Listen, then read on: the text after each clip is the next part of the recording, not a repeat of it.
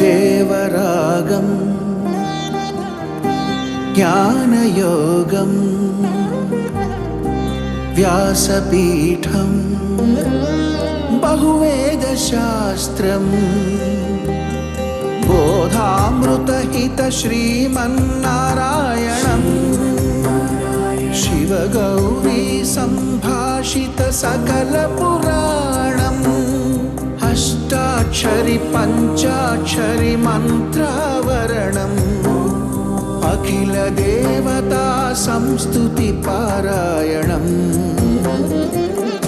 జయ మంగళకరమీ ప్రవచన శ్రవణం అనుదినము శుభము సుఖము జీవన గమనం దేవరాగం జ్ఞానయోగం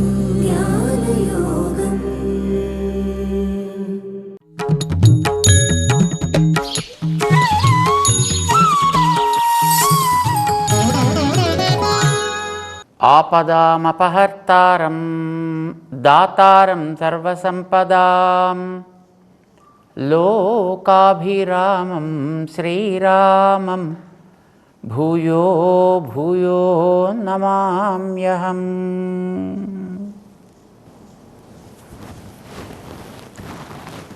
జై శ్రీమన్నారాయణ. ప్రియ భగవద్బంధువుల, ఎన్నో రకాల పూజలు జనాలు చేస్తుంటారు, ఎన్నో రకాల దేవతల్ని ఆరాధన చేస్తుంటారు. ఏ పూజ చేసినా చివర ఏదో ఆ దేవుడికి దాన్ని మళ్ళీ సమర్పణ చేయాలి అని, ఏదో రాముడిని పూజ చేస్తే ఏదో సీతారామార్పణమస్తు, ఏదో శివుడిని పూజ చేస్తే ఏదో శివార్పణమస్తు, గణేశుడిని పూజ చేస్తే ఏదో గణేశార్పణమస్తు, ఏదో మరింకోటి ఏదో పూజ చేస్తే ఏదో తదర్పణమస్తు అని ఇలాగా రకరకాలుగా ఏ ఏ దేవతల్ని పూజ చేస్తే ఆయా దేవతలకి దాన్ని తిరిగి మళ్ళీ సమర్పణ చేయడం అనేది చివరి చెప్తూ ఉంటారు. సామాన్యంగా మనం వింటూ ఉంటాం. ఇది దేవతలు ఎవరు మన కంటికి కనిపించేవాళ్ళు అయితే కాదు. వాళ్ళని మనం మరొక రకంగా చూసే ప్రశ్న అంతకంటే లేదు. అర్పించింది వాళ్ళు గ్రహిస్తారా గ్రహించరా అనేది కూడా మనకి తెలియదు. కంటికి కనిపించే వస్తువుల విషయంలో చేసేది ఏదైనా అదేదో ఒక ప్రమాణంతో, ఒక చక్షువులతోటో లేకపోతే వినికిడితోటో మరొక రకంగానో ఇది ఇలాగా అని మనం చెప్పచ్చు, తేల్చి చెప్పచ్చు. కానీ మనస్సు, ఇంద్రియాలు, బుద్ధి, ఆత్మ, పరమాత్మ లేక దేవుడు ఇవేవి కంటికి కనిపించే విషయాలు కావు. కానీ భగవంతుడికి న చక్షుషా పశ్యతి కశ్చనైనం వేదం చెప్తోంది. న సందృశే తిష్టతి రూపమస్య న చక్షుషా పశ్యతి కశ్చనైనం. ఎవడి కంటికి గోచరం అయ్యేవాడు కాడు, ఎవడికి కూడా ఇతను అందేవాడు అంతకంటే కాడు. ఆయన రూపం మన కంటి ముందర ఇలాగ మనం చూస్తున్నట్టుగా కనిపించదు. ఇది మనకి వేదం చెప్తున్న మాట. కనుక వేదానికి అతీతంగా ఆయన నీకు కనిపించాడు, నీతో ఇలా చెప్పాడు, ఇలా చెప్పమన్నాడు అని అంటే దాన్ని మనం ప్రమాణంగా ఎట్లా తీసుకుంటాం? కనిపించని తత్వానికి సంబంధించిన అంశం ఏదైనా నిరూపణ చేయగలిగే ఒక ప్రమాణం మనకి గ్రంథం, ఒక స్క్రిప్చర్, అది వేదం కావాలి. లేదా వేద మార్గాన్ని అనుసరించినటువంటి గ్రంథం ఏదైనా కావాలి. వేద మార్గాన్ని అనుసరించే ఏ గ్రంథమైనా దాన్ని వైదికము అని అంటాం మనం. అలాంటి వైదికమైనటువంటి గ్రంథాల కోవలోకి చేరిందే రామాయణం, అలాంటి గ్రంథాల కోవలోకి చేరిందే భారతం, అలాంటి గ్రంథాల కోవలోకి చేరిందే భగవద్గీత కూడా. అందుచేత భగవద్గీత ఏదైనా ఒక విషయం మనకి చెప్పింది అనంటే అది వేద ప్రతిపాదితమైనది అయి ఉంటుంది అని మనం గుర్తుపెట్టుకోవాలి. తత్వ నిరూపణ విషయంలో వేదం చెప్పినదే మనం అనుసరించవలసి ఉంటుందనేది కూడా మనకి తెలియాలి. అంతే తప్ప నాకు ఇలా తోస్తోందండి, నాకు ఇలా అనిపించిందండి, నేను ఇలా అనుకుంటున్నానండి అనేటటువంటివి ఏవి కూడా ప్రమాణానికి నిలబడేవి కానే కావు. ప్రమాణం కావాలని అనుకున్న వాళ్ళ సంగతి మనం చెప్తున్నాం, యథార్థానికి నిలబడాలి అనుకునే వాళ్ళ విషయం మనం చెప్తున్నాం. నా ఇష్టం ఏదో విసన్న చెప్పిందే వేదం అని అనుకునే వాడి సంగతి మనకి అవసరము లేదు. అలాంటి వాళ్ళ జోలికి మనం పోం, వాళ్ళు మన జోలికి రావాల్సిన అవసరం అంతకంటే లేదు. అందుకే పరమాత్మ అంటే ఏమిటి, ఎలా ఉంటాడు, ఎక్కడ ఉంటాడు, ఏమి చేస్తాడు, ఎంత చేస్తాడు, ఎలా చేస్తాడు, వేదం చెప్పండి. లేదా వేదానికి సంబంధించిన వాంగ్మయం ఇది అని ఏదైనా ఒక వాంగ్మయ భాగం ఏదైనా దానికి నిరూపణ జరిగింది ఉంటే దాన్ని చెప్పండి. దాన్ని మనం నిస్సందేహంగా అంగీకరిస్తాము. దాంట్లో మనం ఒక చుక్కను కూడా దాటే ప్రశ్న లేనే లేదు.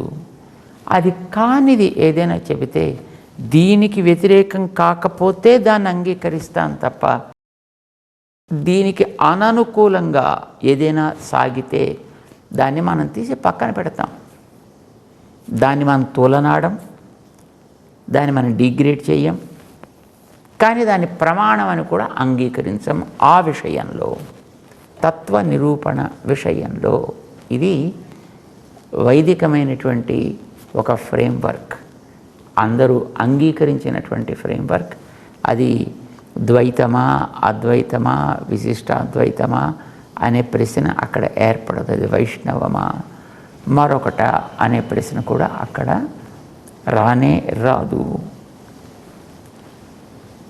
ఇలాంటి మన వైదిక గ్రంథాల్లో భగవంతుడికి రకరకాలైనటువంటి అవతారాలు ఉంటాయి అని కూడా మనకి చెబుతోంది. అదే ఆ వైదిక గ్రంథాలు. అజాయమానో బహుధా విజాయతే, అజాయమాన జన్మ లేనివాడిగా ఉంటూనే బహుధా విజాయతే, థా అంటే ప్రకారము అని అర్థం, థాల్ ప్రకారవాచి మనకి గ్రంథం చెప్తోంది. ప్రకారం అంటే ఆయనతోటి విడవకుండా ఉండేది, ఆయన యొక్క దేహము అని అర్థం. సో బహుధా విజాయతే అంటే అనేక దేహములని అనేక రూపములని ధరించుచున్నాడు అని అర్థం. ఇది మనకి అవతారాల గురించినటువంటి పెద్ద ప్రమాణం ఇది. అంతేకాదు దాన్ని అనుసరించేటటువంటి వైదిక మార్గాన్ని అనుసరించేదిగా లోకమంతా అంగీకరించినటువంటి భగవద్గీతాదుల్లో కూడా బహూని మే వ్యతీతాని జన్మాని తవచ అర్జున, నీకెలాగైతే అనేక జన్మలు కర్మానుభవం కోసం ఏర్పడుతున్నాయో వాటిని నీ చేత అనుభవింప చెయ్యడం కోసం నేను కూడా అలానే అనేక జన్మలని నీతో పాటే ధరిస్తున్నా. బహూని మే వ్యతీతాని, అలాంటివి నేను ఇప్పటిదాకా ఎన్నిటినో ఎత్తాసుమా నీలాగే అని అర్జునుడిని దృష్టాంతంగా చూపించి తన యొక్క అవతార నిరూపణని భగవంతుడు చేసుకున్నాడు అని మనం గతంలో 4వ అధ్యాయంలో చూసి ఉన్నాము. భగవంతుడు లోకంలోకి వస్తాడు, అనేక రూపాలు ధరిస్తాడు. ఆ రూపాల్లో తిరిగే రూపాలు ఉంటాయి, తిరగని రూపాలు ఉంటాయని మనం గతంలో చెప్పుకున్నాం. ఏ రూపంలోనైనా ధరిస్తాడు అతను, ఎలాంటి రూపాన్నైనా ధరిస్తాడు ఆయన. కాక అన్నింటిలోనూ ఆయన ఉంటాడు అనేది కూడా గతంలో జరిగినటువంటి ఈ 9వ అధ్యాయానికి పూర్వం జరిగినటువంటి గ్రంథాల్లో ఈ భగవద్గీతలోనే మనం చూసాం. ప్రతి వస్తువునకు లోపల నేనుంటాను. ఈ మాట వేదం కూడా చెప్పింది. అనేన జీవేనాత్మనా అనుప్రవిశ్య నామరూపే వ్యాకరవాణి అని ఛాందోగ్యం కూడా మనకి చెప్తోంది, సామవేదానికి సంబంధించినది. ఏదైనా ఒక వస్తువు ఒక రూపాన్ని ధరించి ఒక పేరుని కలిగి ఉంది అనంటే అది చిన్నదా పెద్దదా అని ప్రశ్న కానే కాదు. ఏదైనా ఒక వస్తువుకి ఒక నామము రూపము ఇవి రెండు ఉన్నాయి అనంటే దాన్ని నామరూప భాక్త్వము అని అంటారు. నామరూపములని అది పొందుట అంటే నామరూప భాక్ అయ్యను. దాని స్వభావాన్ని నామరూప భాక్త్వము అని అంటారు. అంటే పేరు సింపుల్గా మనం చెప్పుకోవాలంటే పేరు రూపము కలిగి ఉండుట అని అర్థం. పేరు రూపం దేనికి ఉంటాయి? మన గాలిలో తేలుతూ ఉండేటువంటి అణువుల్లో ఉంటాయి. దానికి ఒక రూపం ఉంది. దానికి మనం ఒక అణువు అని పేరు పెట్టాం. దానికి ప్రసరించే కిరణాలకు ఉంటాయి. దానికి మనం ఒక పేరు పెట్టాం. దానికి ఒక రూపం కనిపిస్తుంది. మిగతా అన్ని వస్తువులకి రూపాలు ఉన్నాయి. వాటన్నిటికీ పేర్లు కూడా ఉన్నాయి. అన్ని పేర్లు మనకి తెలియకపోవచ్చు, అది వేరే విషయం. కానీ వాటికంటూ కొన్ని పేర్లని మనకి నిర్దేశించారు మహానుభావులు. సో ఇవన్నీ మనకి తెలుసును. సో ఇలాంటివి ఎక్కడైనా ఏదైనా ఒకటి ఉంది అనంటే అవి ఏర్పడటానికి దానికి వెనక ఒక కారణం ఉంది. ఏంట కారణం అంటే, నేను ఒక జీవుణ్ణి పెట్టుకుని ఆ జీవుడు లోపల నేనుండి దాంట్లోకి నేను ప్రవేశిస్తే దానికి ఒక రూపము ఒక పేరు ఏర్పడతాయి. జీవేన ఆత్మన, జీవుడికి నేను ఆత్మగా ఉండి నామరూపే వ్యాకరవాణి. పేరు రూపము ఇవి పైకి విస్తరణ జరిగేటట్లుగా నేను చేస్తా. అంటే కంటికి కనిపించే రూపంలోకి తెస్తా. ఇది మనకి స్పష్టంగా ఛాందోగ్యం చెప్తోంది, వేదం స్పష్టం చేస్తోంది. ఇంకా ఇలాంటివి కొలలు ప్రమాణాలు మనకి ఉన్నాయి. కనుక ప్రతి వస్తువునకు లోపల వాడు ఉంటాడు. అది ప్రాణం ఉన్న వస్తువా ప్రాణరహితమైనటువంటి వస్తువా అనేటటువంటి ప్రశ్న లేనే లేదు. అందులో ఒక జీవుని పెట్టుకుని ఆయన ఉంటాడు. జీవుణ్ణి తనకి పైన ఒక కోటుగా వేసుకుని దాంట్లో ఆయన కూర్చుని ఉంటాడు ఆయన. ఇది మనకి తెలుస్తుంది. ఇలా లోపల ఆయన ఉండేటప్పుడు ఒక కదిలే వస్తువు లోపల కూడా ఆయన ఉంటాడు, కదలని వస్తువులో కూడా ఉంటాడు, అచేతన వస్తువుల్లో కూడా ఉంటాడు. కదిలే వస్తువుల్లో ఆయన ఉంటాడు అని అనుకున్నప్పుడు, కదిలే రూపాన్ని ధరించి ఉంటాడు అని అనుకున్నప్పుడు వాటికి అవతారములు అని పేరు పెట్టాం. మనం విభవ అవతారాలు అని పేరు పెట్టాం. అంటే అందులో ఒక్కొక్క దాని ద్వారా ఒక్కొక్క గుణాన్ని, కొన్ని గుణాల సముదాయాన్ని ఆయన బయటికి వివరిస్తాడు, అవి ప్రకాశించేట్టు చేస్తాడు.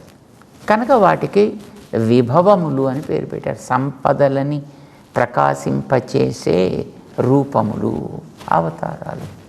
కదలని వస్తువుల్లో ఉండేటప్పుడు దానికి అర్చా అవతారం అని పేరు పెట్టారు. ఎందుకుంటాడు కదలని రూపాల్లో అంటే, అప్పుడు ఉండేటటువంటి వాళ్ళ ద్వారానో తర్వాత కాలంలో వచ్చే వాళ్ళ ద్వారానో ఆరాధనల్ని అందుకోవడమే లక్ష్యముగా, వాళ్ళని అనుగ్రహించడం అనేది తనకి ఒక ఆశయంగా పెట్టుకొని దాన్ని తన రూపం క్రింద చేసుకుని లోకంలోకి వస్తూ ఉంటాడు. కనుక అది విగ్రహ రూపంలో ఉండే భగవంతుడికి చెందినది. ఆ విషయాన్ని తెలియజేస్తోంది.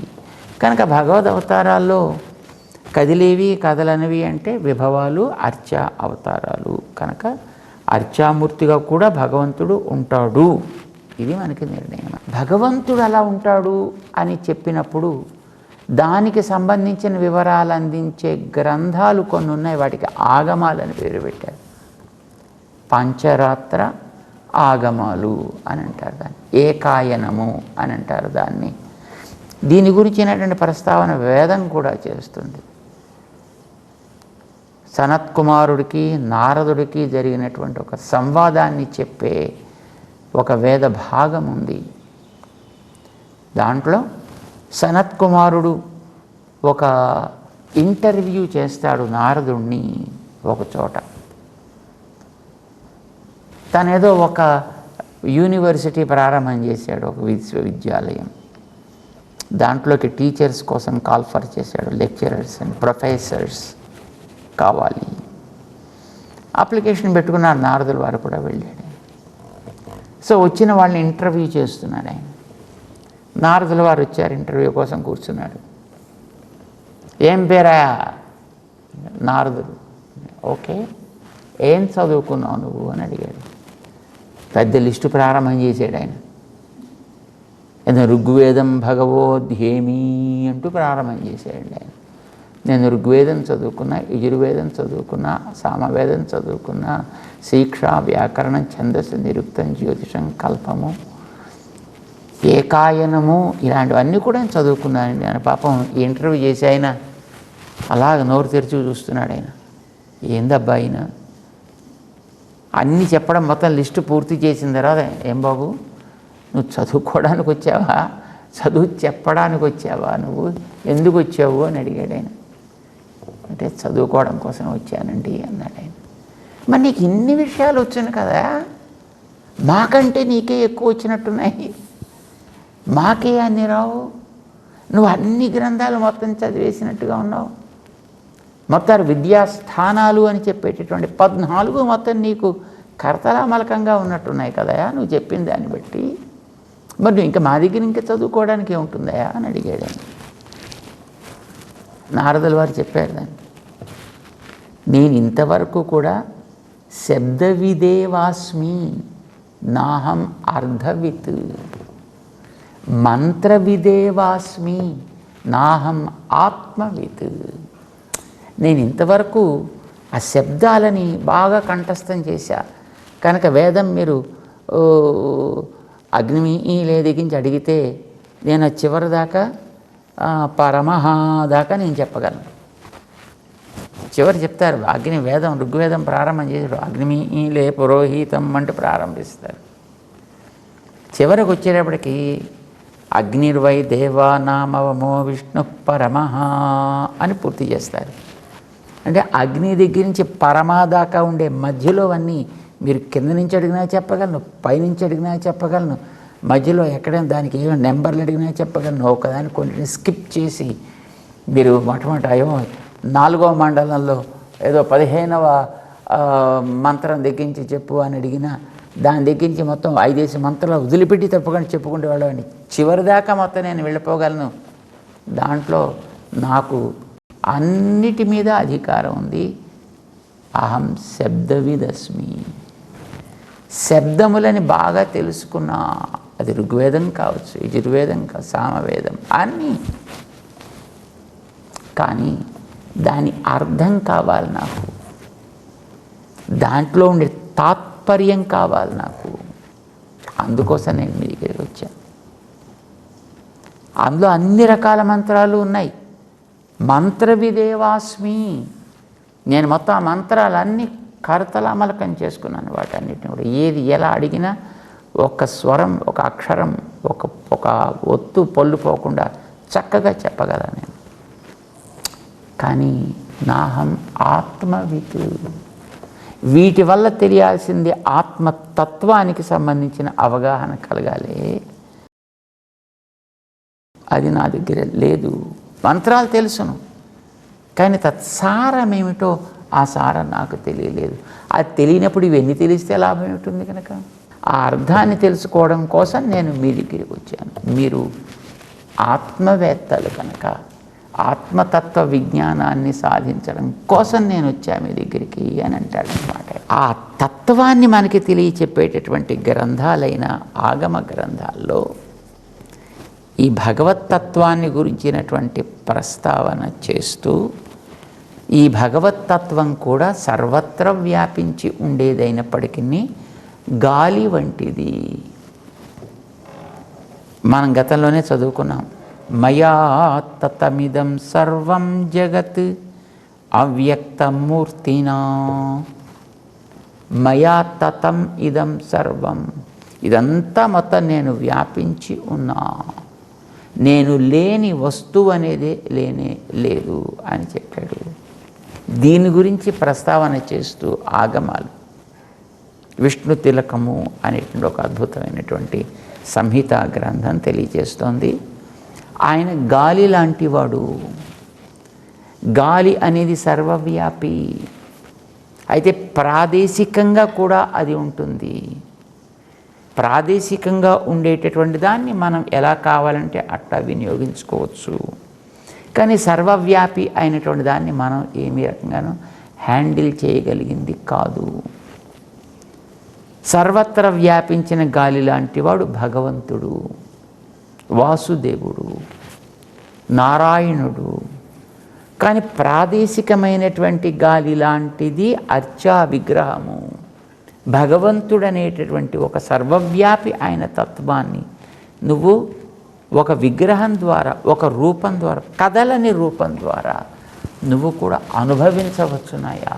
దానిని నువ్వు ఎలా కావాలంటే అట్లా, ఏ పేరు నువ్వు ఇస్తే ఆ పేరుతో, ఏ రూపం నువ్వు ఇస్తే ఆ రూపంతో, ఏ స్థానం నువ్వు అందిస్తే ఆ స్థానాన్ని ఎలా నువ్వు అర్చిస్తే అట్లా అందుకోగలిగేటట్లుగా అంగీకరించి వచ్చే రూపమే అర్చా రూపము అని మనకి ఆగమని చెప్తుంది. అంటే భగవంతుడు అట్లా ఉంటాడనే విషయం ముందర మనకి తెలియాలి కదా. ఇది ఆగమని చెప్పే మాట. ఆగమము వేదాన్ని అనుసరించి చెప్పేటటువంటి గ్రంథము.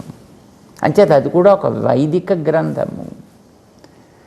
నీకు అన్ని వేదాల్లో కనిపించకపోయినప్పుడు ఈ దాని యొక్క ఉపబృంహణములు అని అంటారు.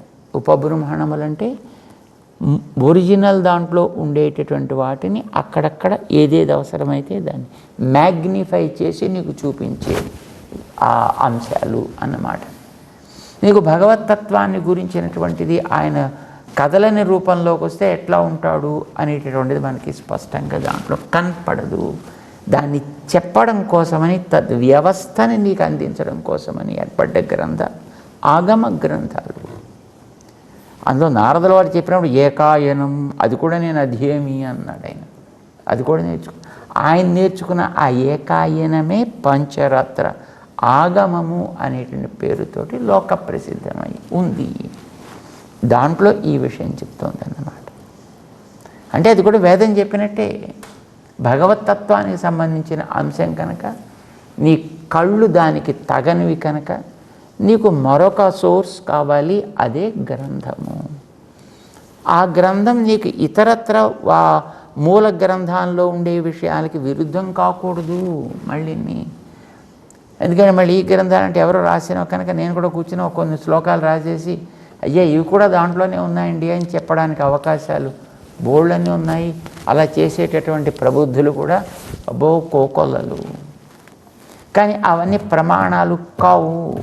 చేత ఏది ప్రమాణము ఏది కాదు అనడానికి ఈ వరకే వేదంలో తెలిపినటువంటి విషయానికి విరుద్ధం కాకుండా దాన్ని విస్తరించి ఇచ్చినటువంటి ఉపబృంహణ గ్రంథాలు ఏవైనా మనకి ప్రమాణము. అది కానిది ఏవైనా మనకి ప్రమాణములు కావు. అది పురాణం కావచ్చు, ఇతిహాసం కావచ్చు, ధర్మశాస్త్రం కావచ్చు, ఉపనిషత్తు కావచ్చు, మరొకటి కావచ్చు, ఏదైనా. ఇప్పుడు మనం చెప్పుకునేటటువంటిది అలా విరుద్ధమైంది కాదు. దానికి అనురూపమైనది, అనుకూలమైనది, దానికి అనుగుణమైనది, దాంట్లో ఉండే విషయాన్ని మనకు తెలియచేస్తోంది అన్నమాట.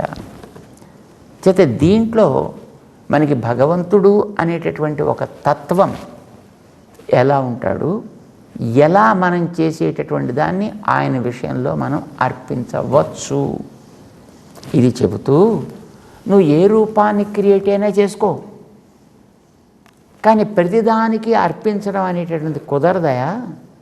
నువ్వు అర్పించాలంటే ఒకచోటే అర్పించాలి. అది కృష్ణ అనే తత్వం దగ్గర అర్పించాలి. నువ్వు రాముడి పూజ చేయి, రామార్పణమస్తు, డోంట్ సే దట్. నువ్వు శివుణ్ణి అర్చించు, శివార్పణమస్తు అనకు. నువ్వు ఇంకొక దేవతని పూజ చేయదో లక్ష్మీదేవి పూజ చేయి, లక్ష్మీ అర్పణమస్తు అనకు. ఏమనాలి? ఏ రూపానికి నీవు ఆరాధన చేసినా గ్రహించగలిగేటటువంటి ఛానల్ కృష్ణుడు. ఏ రూపమైనా, ఏ పూజ అయినా చేయి. ఇప్పుడు మనకి బ్యాంకులో కౌంటర్స్ ఉంటాయి. తీసుకునే కౌంటరు, ఇచ్చే కౌంటరు, రాసే కౌంటరు, వేలిముద్ర వేసే కౌంటరు, ఇవన్నీ ఉంటాయి కదా.